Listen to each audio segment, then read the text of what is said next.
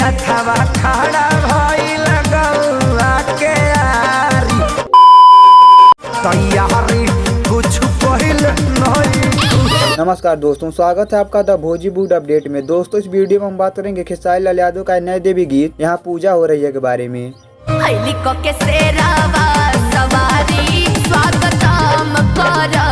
दोस्तों, इस गाने को खेसारी लाल यादव और अनुपमा यादव की आवाज में रिकॉर्ड किया गया है। इस गाने को लिखा अखिलेश कश्यप ने और गाने में अपना म्यूजिक दिया है श्याम सुंदर ने। दोस्तों, इस गाने को यूट्यूब पर ग्लोबल म्यूजिक जंक्शन के ऑफिशियल चैनल पर रिलीज कर दिया गया है। आप जाकर इस गाने को सुन सकते हैं।